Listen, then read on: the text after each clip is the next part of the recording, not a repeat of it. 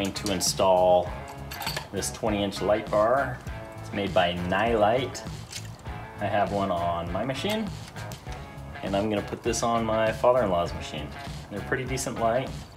Haven't had any problems with mine. It's been on there for almost a year now, and I like it. So we're gonna put one on his. These mounts here do not come with it. This little bracket here does. And this wiring harness comes with it. And it's plenty long for like a crew cab or something like that. It's got a switch, it's fused. It's got another stub outs for a second set of lights, so you can run 2 sets of lights off of this wire harness. I think the light itself is like 30 bucks off Amazon. We're not running a rigid or anything like that. So anyways, we'll get it going. Okay, in order to get to the back of the panel here, I have to pop the top of the dash off. There's just 2 push pins. Pull those out, pop it up, gives you enough to get this out of there so we can get to the wiring back there so we can plug the switch in.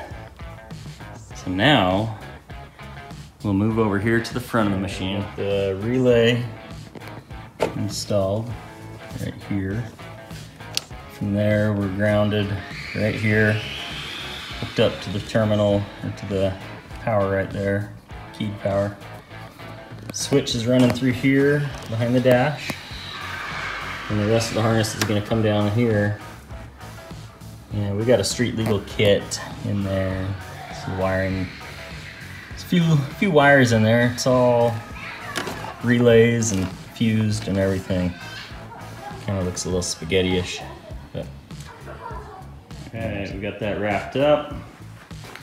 Got it mounted to the bumper. It's all wired in. Had to get some different mounting brackets off of Amazon. Well, I didn't, father-in-law did. Kind of dark in here. There's a switch, LED bar.